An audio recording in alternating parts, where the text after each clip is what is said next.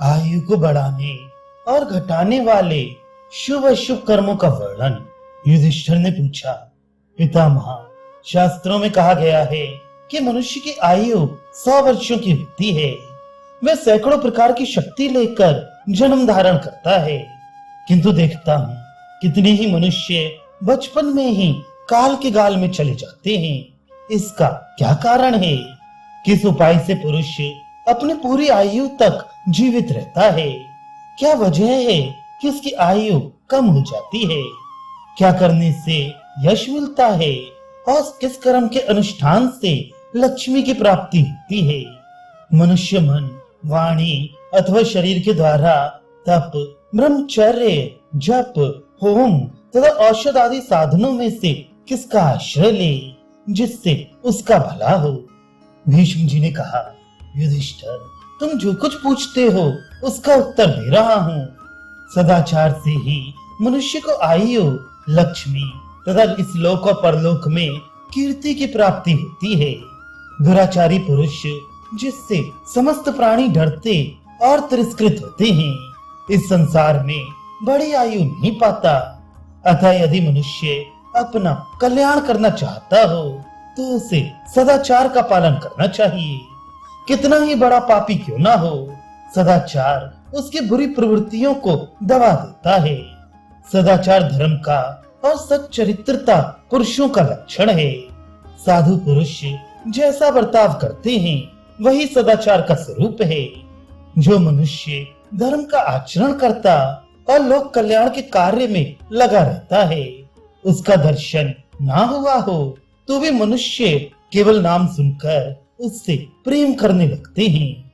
नास्तिक, क्रियाहीन, गुरु और शास्त्र की आज्ञा का उल्लंघन करने वाले तथा धर्म को न जानने वाले दुराचारी मनुष्यों की आयु क्षीण हो जाती है।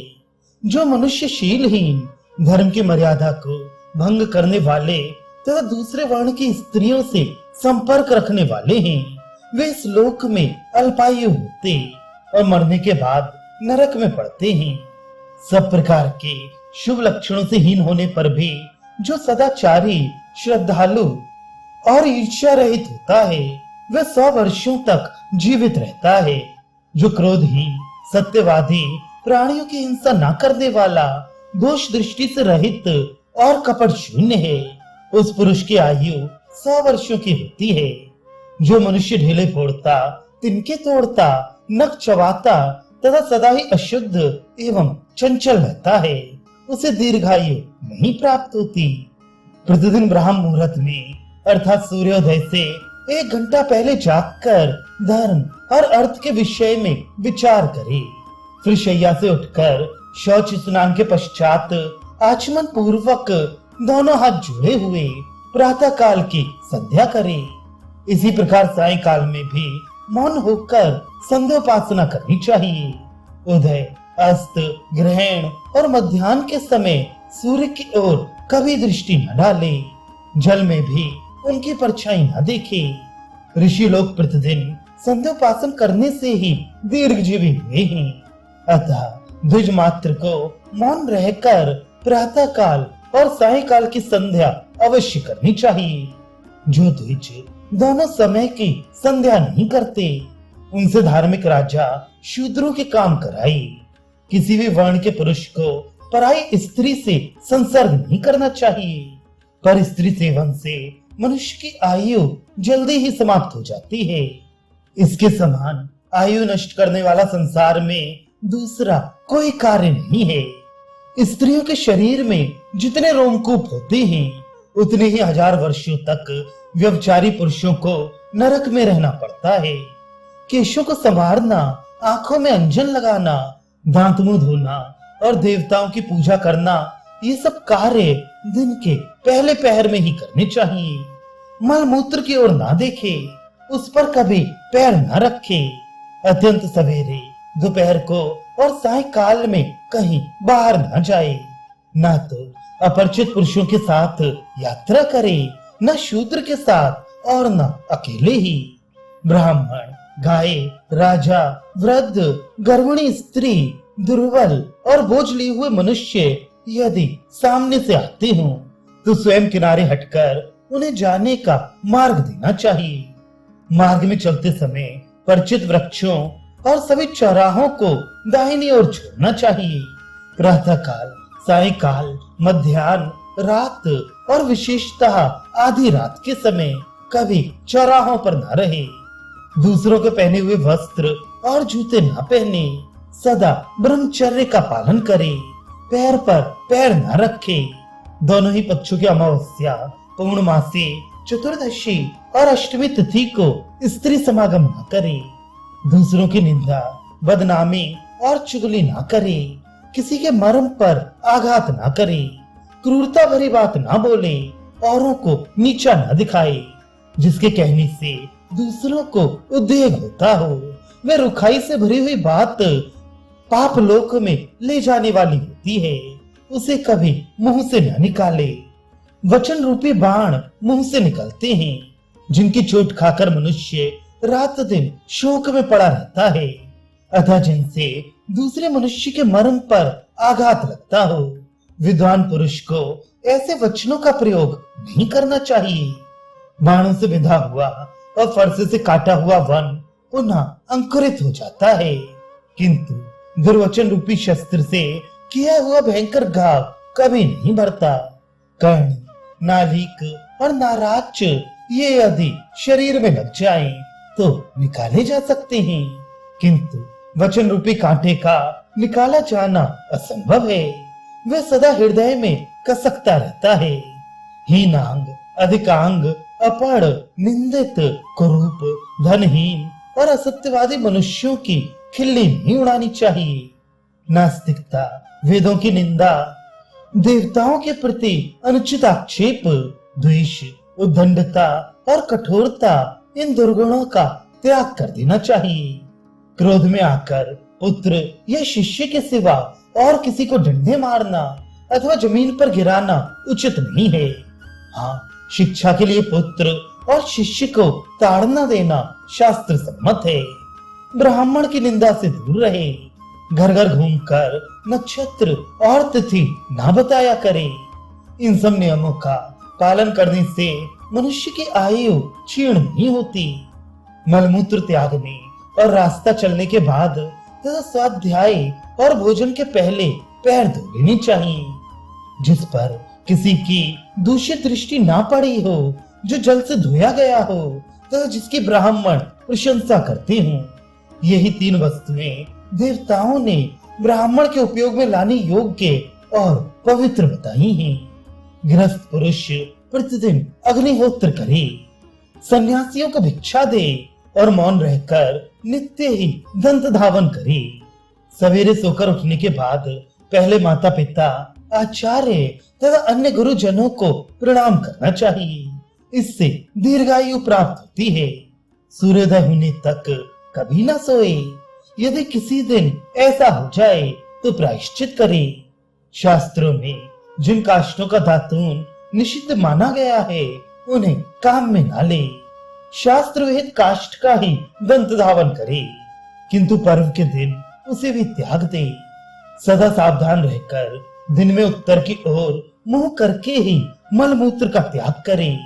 दंत धावन किए बिना देवताओं की पूजा न करे और देव पूजा किए बिना गुरु, वृद्ध, धार्मिक तथा विद्वान पुरुष को छोड़कर दूसरे किसी के पास न जाए। बुद्धिमान मनुष्य मलिन दर्पण में मुंह न देखे।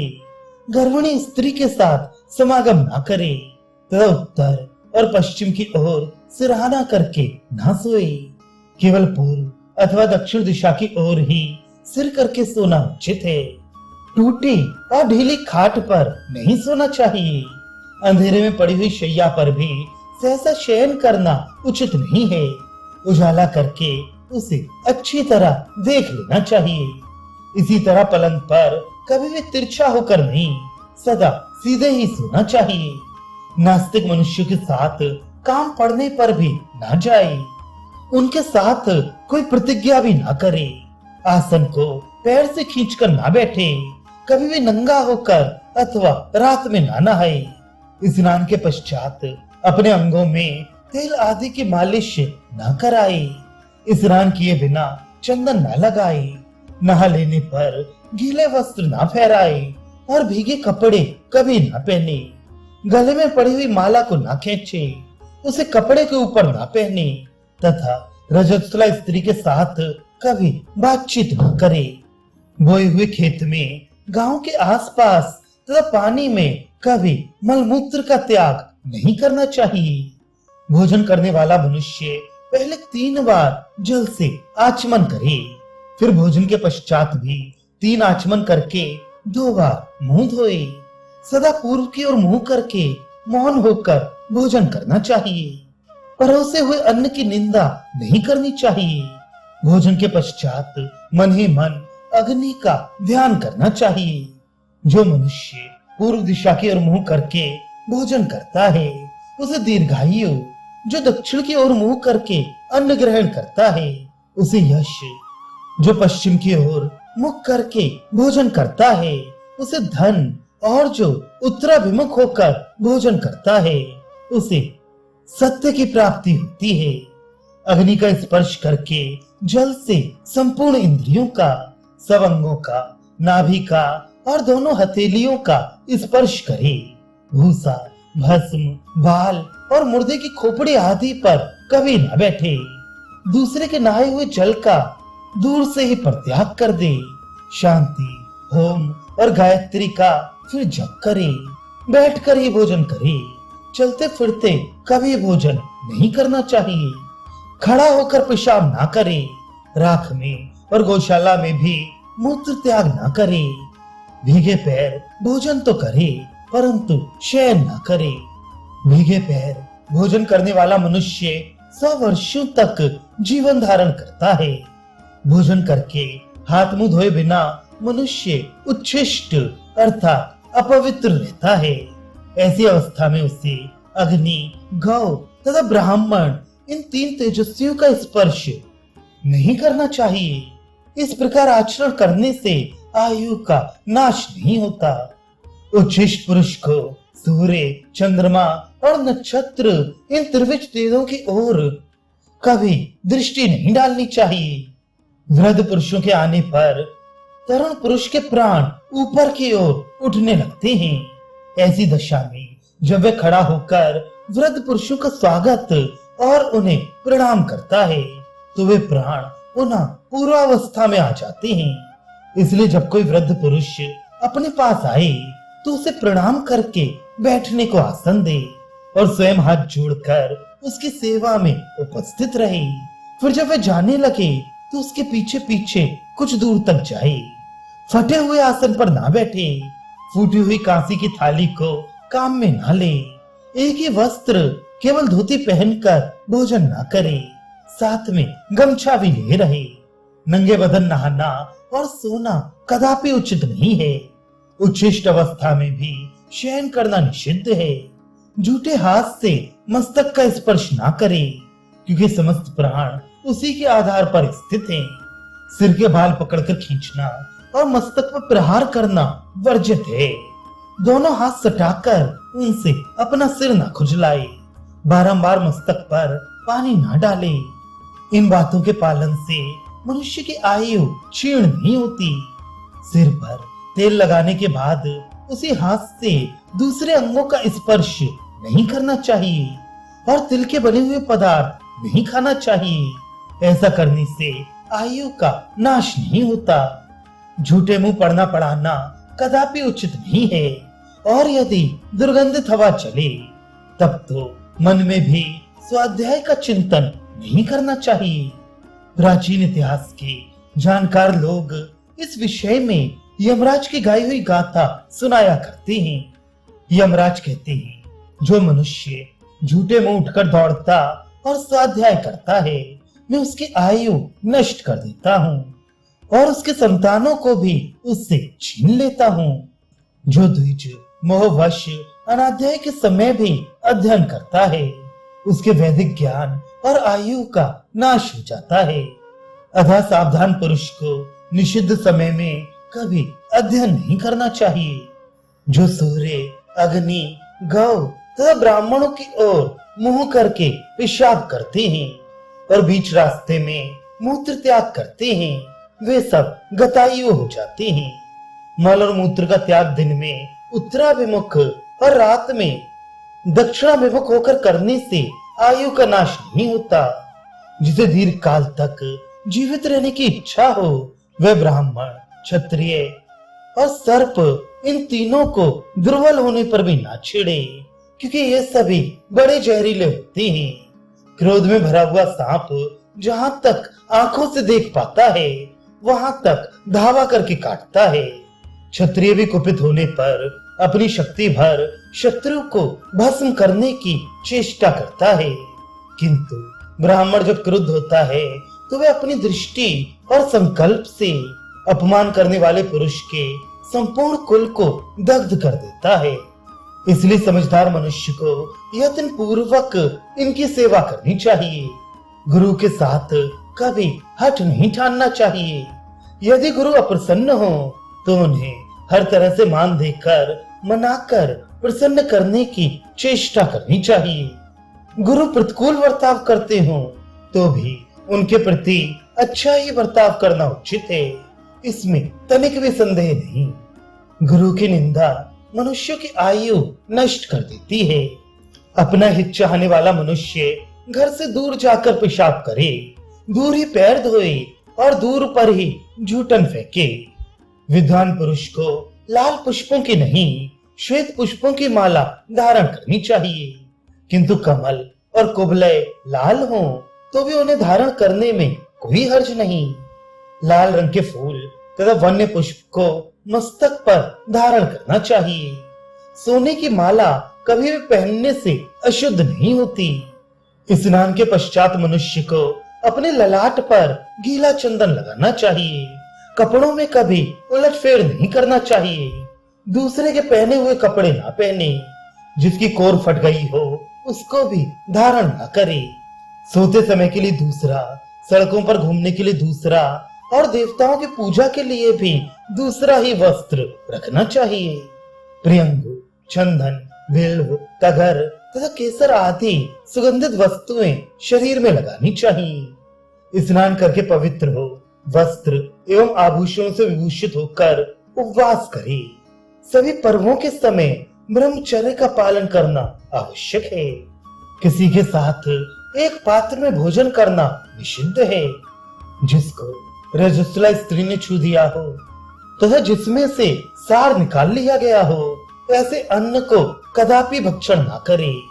जो तरसती हुई दृष्टि से अन्न की ओर देख रहा हो उसे दिए बिना भोजन करना उचित नहीं है। बुद्धिमान पुरुष को चाहिए कि किसी अपवित्र मनुष्य के निकट अथवा सत्पुरुषों के सामने बैठकर भोजन ना करे। धर्मशास्त्र में जिनका निषेध किया गया है ऐसे अन्न को छिपाकर भी ना खाए। अपना कल्याण चाहने वाले श्रेष्ठ पुरुष को पीपल, बड़ और गूलर के फल का तथा सन के साग का सेवन नहीं करना चाहिए। विद्वान मनुष्य हाथ में नमक लेकर ना चाटे। रात को दही और सत्तू ना खाए। सावधानी के साथ केवल सवेरे और शाम को ही भोजन करे। बीच में कुछ भी खाना उचित नहीं है। बालक के साथ एक थाली में भोजन करना निषिद्ध है। शत्रु के श्राद्ध में कभी अन्न ग्रहण न करे। भोजन के समय मौन रहना और आसन पर बैठना उचित है। उस समय एक वस्त्र धारण करना, खड़ा रहना, भक्ष्य पदार्थ जमीन पर रखकर खाना और बोलते रहना निषिद्ध माना गया है। पहले अतिथि को अन्न और जल देकर पीछे स्वयं एकाग्र चित्त से भोजन करे। एक पंक्ति में बैठने पर सबको समान भोजन करना उचित है। जो अपने सुहृद जनों को ना देकर अकेला ही भोजन करता है उसका अन्न हलाहल विष के समान है। भोजन काल में ये अन्न पचेगा या नहीं इस प्रकार की शंका नहीं करनी चाहिए। तथा भोजन के अंत में दही नहीं मट्ठा पीना चाहिए। भोजन करने के बाद कुल्ला करके मुंह धो ले और एक हाथ से दाहिने पैर के अंगूठे पर पानी छोड़ ले। धोने के पश्चात गीले हाथ लेकर ही ना बैठ जाए। उन्हें कपड़ों से पोंछकर सुखा ले। अंगूठे का मूल स्थान ब्राह्म तीर्थ कहलाता है। अंगुलियों का अग्रभाग देव तीर्थ है तथा अंगुष्ठ और तर्जनी के मध्य का भाग फिर तीर्थ माना गया है। श्राद्ध तर्पण आदि पैतृक कर्म शास्त्र विधि के अनुसार सदा फिर तीर्थ से ही करनी चाहिए। अपनी भलाई चाहने वाले पुरुष को दूसरों की निंदा तथा अप्रिय वचन मुंह से नहीं निकालने चाहिए। किसी को क्रोध नहीं दिलाना चाहिए तथा पतित मनुष्यों के साथ वार्तालाप की इच्छा नहीं रखनी चाहिए। पतितों के तो दर्शन और स्पर्श का भी परित्याग कर देना चाहिए। ऐसा करने से मनुष्य की आयु बढ़ती है। कुमारी कन्या और कुल्टा या वैश्या से संसर्ग न करे। अपनी पत्नी के साथ भी दिन में तथा ऋतुकाल के अतिरिक्त समय में समागम न करे। इससे आयु की वृद्धि होती है। अपने अपने तीर्थ में आचमन करके कार्य आरंभ करे और उसके पूर्ण होने के पश्चात पुनः 3 बार आचमन करके 2 बार मुंह पोंछ ले। इससे मनुष्य शुद्ध हो जाता है। पहले नेत्र नासिका आदि इंद्रियों का 1 बार स्पर्श करके 3 बार अपने ऊपर जल छिड़के। इसके बाद वेदोक्त विधि के अनुसार देव यज्ञ और प्रतियज्ञ करना चाहिए। अब ब्राह्मण के लिए भोजन के आदि और अंत में जो पवित्र एवं हितकारक शुद्धि का विधान है उसे बता रहा हूँ, सुनो। ब्राह्मण को प्रत्येक शुद्धि के कार्य में ब्राह्म तीर्थ से आचमन करना चाहिए।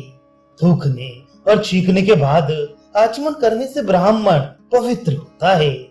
बूढ़े कुटुंबी और दरिद्र मित्र को अपने घर पर आश्रय देना चाहिए। इससे धन और आयु की वृद्धि होती है। परेवा, तोता और मैना आदि पक्षियों का घर में रहना अभ्युदयकारी एवं मंगलमय है।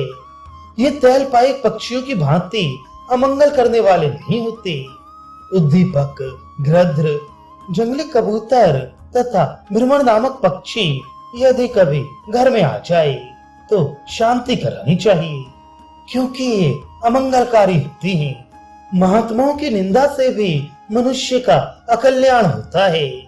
महात्मा पुरुषों के गुप्त कर्म कभी किसी पर भी प्रकट नहीं करने चाहिए। पराई स्त्री के संसर्ग से सदा बचे रहना चाहिए।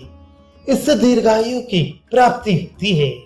अपनी उन्नति चाहने वाले बुद्धिमान पुरुष को उचित है कि ब्राह्मण के द्वारा वास्तु पूजन पूर्वक आरंभ कराए और अच्छे कारीगर के द्वारा बनाए घर में निवास करे। सायंकाल में गोधूली के समय नींद लेना, पढ़ना और भोजन करना निषिद्ध है। इन सब बातों का पालन करने से मनुष्य दीर्घजीवी होता है। अपना कल्याण चाहने वाले के लिए रात में श्राद्ध करना, नहाना और सत्तू खाना मना है। भोजन के पश्चात केशों को संवारना अच्छा नहीं है। निषिद्ध पदार्थों के सिवा और जितनी खाने पीने की वस्तुएं हैं उनका उचित मात्रा में सेवन करे। जल पात्र में रखा हुआ जल पिए। रात्रि के समय खूब डटकर भोजन न करे। पक्षियों की हिंसा से दूर रहे। उत्तम कुल में उत्पन्न और योग्य अवस्था को प्राप्त हुई सुलक्षणा कन्या के साथ विवाह करे। उसके गर्भ से संतान उत्पन्न करके वंश परंपरा की रक्षा करे। पर ज्ञान तथा कुल धर्म की शिक्षा पाने के लिए पुत्रों को विद्वान गुरु के आश्रय में भेजते। कन्या उत्पन्न होने पर कुलीन एवं बुद्धिमान वर के साथ उसका ब्याह कर दे। पुत्र का विवाह भी उत्तम कुल की कन्या के साथ करे और भृत्य भी अच्छे कुल के मनुष्यों को ही बनाए। मस्तक पर से स्नान करके देव कार्य तथा पितृ कार्य करे। जिस नक्षत्र में अपना जन्म हुआ हो उसमें श्राद्ध करना वर्जित है। पूर्वा और उत्तरा भाद्रपदा तथा कृतिका नक्षत्र में भी श्राद्ध का निषेध है। आश्लेषा, आद्रा, ज्येष्ठा और मूल आदि संपूर्ण दारुण नक्षत्रों और प्रत्यरी तारा का भी परित्याग कर देना चाहिए। सारांश ये कि ज्योतिष शरीर के भीतर जिन जिन नक्षत्रों में श्राद्ध का निषेध किया गया है उन सब में देव कार्य और पितृ कार्य नहीं करना चाहिए। पूर्वी और उत्तर की ओर मुंह करके हजामत बनवानी चाहिए। इससे आयु की वृद्धि होती है। निंदा करना अधर्म बताया गया है। इसलिए दूसरों की और अपनी भी निंदा नहीं करनी चाहिए। जो कन्या किसी अंग से हीन हो अथवा जो अधिक अंगों वाली हो, जिसके गोत्र और प्रवर अपने ही समान हो तथा जो नाना के कुल में उत्पन्न हुई हो, उसके साथ विवाह नहीं करना चाहिए। जिसके कुल का पता ना हो, जो नीच कुल में पैदा हुई हो, जिसके शरीर का रंग पीला हो तथा जो कुष्ठ रोग वाली हो, उसके साथ भी विवाह करना निषिद्ध है। जिसके कुल में किसी को मिर्गी, सफेद कोण तथा राजयक्षमा की बीमारी हो, वह कन्या भी ब्याहने योग्य नहीं है। जो सुलक्षणा, उत्तम आचरण वाली और देखने में सुंदरी हो, उसी के साथ विवाह करना उचित है। अपने से श्रेष्ठ या समान कुल में विवाह करना चाहिए। अपने कल्याण की इच्छा रखने वाले पुरुष को नीच जाति वाली एवं पतित कन्या का पाणी ग्रहण कदापि नहीं करना चाहिए। अग्नि की स्थापना करके ब्राह्मणों द्वारा बताई हुई संपूर्ण वेद विहित क्रियाओं का यत्न पूर्वक अनुष्ठान करना चाहिए। स्त्रियों से ईर्ष्या रखना उचित नहीं है। प्रत्येक उपाय से अपनी स्त्री की रक्षा करनी चाहिए। ईर्ष्या करने से आयु क्षीण होती है, इसलिए उसे त्याग देना ही उचित है। सवेरे सूर्योदय के समय और दिन में सोने से आयु का नाश होता है। अच्छे लोग रात में अपवित्र होकर नहीं सोते, पर स्त्री से विचार करना और हजामत बनवाकर बिना नहाए रहना भी आयु की हानि करने वाला है। अपवित्र अवस्था में वेदाभ्यास का यत्न पूर्वक त्याग करे। संध्या काल में स्नान, भोजन और अध्ययन वर्जित है। उस समय शुद्ध चित्त होकर ध्यान करने के सिवा और कोई काम न करे। ब्राह्मणों की पूजा, देवताओं को नमस्कार और गुरुजनों को प्रणाम स्नान के बाद ही करना चाहिए। बिना बुलाए कहीं भी जाना उचित नहीं है, किंतु यज्ञ देखने के लिए बिना निमंत्रण के भी जाने में कोई हर्ज नहीं है। जहाँ अपना आदर ना होता हो, वहां जाने से आयु का नाश होता है। अकेले प्रदेश जाना और रात में यात्रा करना मना है। यदि किसी काम के लिए बाहर जाए तो संध्या होने के पहले ही घर लौटाना चाहिए। माता पिता और गुरुजनों की आज्ञा का अविलंब पालन करना चाहिए। उनकी आज्ञा हितकर है या अहितकर, इसका विचार नहीं करना चाहिए। युधिष्ठिर, क्षत्रिय को वेद और धनुर्वेद के अभ्यास का यत्न करना चाहिए तथा हाथी घोड़े की सवारी और रथ हाँकने की कला में निपुणता प्राप्त करनी चाहिए। राजन, तुम सदा उद्योगी बने रहो, क्योंकि उद्योगी मनुष्य ही सुखी और उन्नतिशील होता है। शत्रु, भृत्य और स्वजन भी उसका पराभव नहीं कर सकते।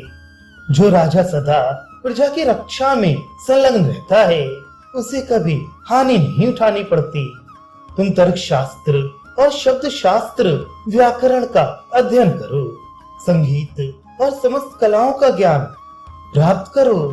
तुम्हें प्रतिदिन पुराण, इतिहास, उपाख्यान तथा महात्माओं के जीवन चरित्र का श्रवण करना चाहिए। यदि अपनी पत्नी रजस्वला हो तो उसके पास न जाए तथा उसे भी अपने निकट न बुलाए। चौथे दिन जब वह स्नान कर ले तो रात्रि में उसके पास जाना चाहिए।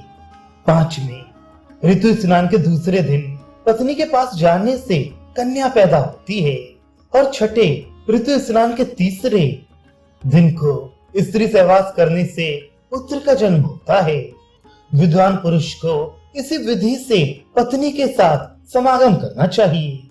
सजातीय बंधु, संबंधी और मित्रों का सदा आदर करना उचित है। अपनी शक्ति के अनुसार यज्ञ करके उसमें नाना प्रकार की दक्षिणा देनी चाहिए। तदनंतर गारस्थ की अवधि समाप्त हो जाने पर वानप्रस्थ के नियमों का पालन करते हुए वन में निवास करना चाहिए। युधिष्ठिर, इस प्रकार मैंने तुमसे आयु की वृद्धि करने वाले नियमों का संक्षेप में वर्णन किया है।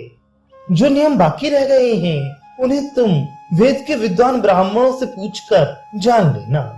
सदाचार ही कल्याण का जनक और कीर्ति को बढ़ाने वाला है। उसी से आयु की वृद्धि होती और वही बुरे लक्षणों का नाश करता है। संपूर्ण आगमों में सदाचार ही श्रेष्ठ बतलाया गया है। सदाचार से धर्म उत्पन्न होता और धर्म के प्रभाव से आयु की वृद्धि होती है। पूर्व काल में ब्रह्मा जी ने सब वर्ण के लोगों पर दया करके ये उपदेश दिया था। ये यश, आयु और स्वर्ग की प्राप्ति कराने वाला तथा परम कल्याण का आधार है।